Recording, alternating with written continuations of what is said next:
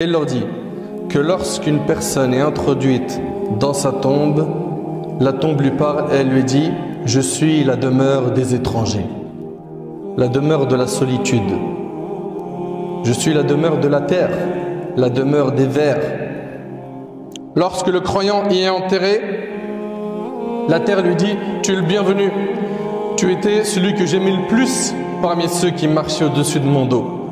Et aujourd'hui tu vas voir ce que je vais faire de toi. » Et là, la tombe s'élargit à perte de vue et il lui est ouvert une porte vers le paradis.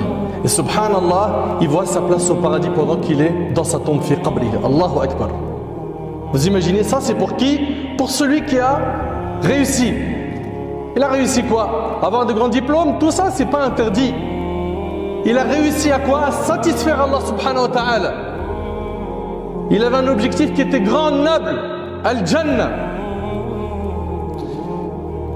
Par contre, quand il s'agit d'un désobéissant, quelqu'un qui a renié Allah subhanahu wa ta'ala, là la tombe elle lui dit tu n'es pas le bienvenu, tu étais celui que je détestais le plus parmi ceux qui marchaient sur mon dos et tu vas voir aujourd'hui comment je vais te traiter.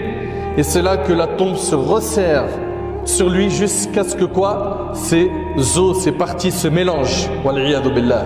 À la fin du hadith, le prophète me dit la tombe est un jardin du paradis ou un trou de l'enfer.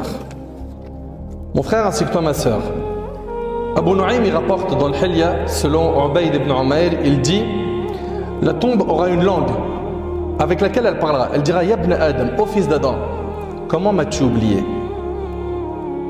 Comment m'as-tu oublié? As-tu oublié que je suis la demeure ténébreuse, la demeure des vers? As-tu oublié tout cela? Subhanallah. Ibn Abi Shayba il rapporte avec une chaîne de transmission authentique selon Ubayd ibn Umayr, il dit que la tombe dira ô fils d'Adam, qu'as-tu préparé pour moi? As-tu oublié que je suis la demeure des étrangers, la demeure de la solitude, la demeure des vers? Ibn al-Mubarak rahimallah il rapporte dans Zawaid al-Zuhd selon Nu'aym, selon Abdullah ibn Ubayd ibn Umayr, il a dit il m'a été parvenu que le mort lorsqu'il est installé sur sa tombe, il entend le bruit des pas de ceux qui le quittent et personne ne lui parlera en premier à part qui? À part sa tombe. Elle lui dira malheur à toi ô fils d'Adam, on t'a pas mis en garde contre moi? On t'a pas mis en garde contre moi? Contre le fait que je suis ténébreuse, que je resserre les os, que je suis pleine de tourments? Qu'as-tu préparé mon frère ainsi que toi ma soeur pour cette première nuit? On sait, et on ne peut pas le nier, que quand il y a des événements importants, que ce soit un mariage, une aqiqa, un événement heureux, et bien qu'est-ce qu'on fait? Ce jour-là, on lui prépare plein de calculs. Comment je vais faire pour être au top, pour éprouver de la joie, faire rentrer de la joie? Comment je vais faire pour que ce jour-là, je le passe bien? C'est un jour, il est inscrit dans mon calendrier. Je me suis mis un rappel, n'oublie pas ce jour-là, il y a tel événement. Et il y a un événement qui est hyper marquant, qu'on a oublié, c'est la première nuit dans notre tombe. Et pourquoi? Parce qu'aujourd'hui, il faut se dire la vérité. On a espoir de vivre longtemps, on n'y pense pas à la mort. Chacun d'entre nous se dit, Mazel, j'ai le temps. Pourquoi tu nous parles de ça, mon frère? La mort, la mort, la mort, c'est quoi ces discours? Vous avez oublié que le prophète il a dit multiplier le rappel de celle qui brise les plaisirs, à savoir la mort. Pourquoi? Parce que c'est un frein.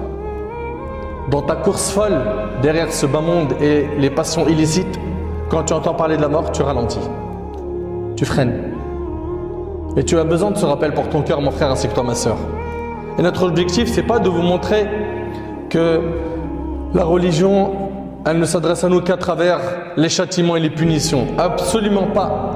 Car quiconque revient vers Allah subhanahu wa ta'ala sincèrement, en se repentant, Allah tabarak wa ta'ala, il est Ghaffar, il est pardonneur, il est clément, il est miséricordieux. Allah subhanahu wa ta'ala, malgré que tu es pécheur, il continue à te donner de ses bienfaits. Il couvre tes fautes. Il aurait pu te priver de tes bienfaits pendant que tu lui désobéis, mais il continue à te donner de ses khayrat, de ses biens, n'est-ce pas? Et le jour où tu te repens, il change même tes mauvaises actions en bonnes. Il se réjouit du jour de ton repentir, comme c'est relaté dans Sahih Muslim. Le jour où tu te repens, Allah il t'aime. Inna Allah yuhibbu tawwabin. Allah aime ceux qui se repentent. À quand un repentir sincère, toi qui fais pas de salat? À quand un repentir sincère, toi qui as mis en colère tes parents? À quand un repentir sincère, toi qui es noyé dans les passions illicites, dans l'argent sale, dans les substances illicites, l'alcool, les soirées arrosées, accompagnées de femmes dans le haram? À quand un repentir sincère? À quand vas-tu lâcher ce monde où tu as cherché à avoir une image auprès des gens et pas auprès d'Allah? Tout ça dans ta tombe ne servira à rien. Serviteur d'Allah, réveille-toi. Alhamdulillah, tu es en vie, tu as la possibilité d'écouter ces discours. Ceux qui sont dans la tombe ne peuvent plus. Ils ne peuvent plus faire marche arrière. C'est fini pour eux.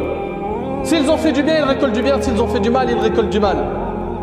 Qu'Allah tabarak wa ta'ala, il nous accorde une bonne fin. Qu'Allah subhanahu wa ta'ala, il nous facilite de nous repentir sincèrement avant de le rencontrer. Garde en tête mon frère ainsi que toi ma soeur que tu peux partir à n'importe quel moment. As'Allah subhanahu wa ta'ala an yanfa'ani bima qultu wa yanfa'akum bima sami'tum. اللهم اجعل جمعنا هذا جمعا مرحوما وتفرقنا من بعده تفرقا معصوما ولا تجعل يا ربنا فينا ولا من بيننا شقيا ولا محروما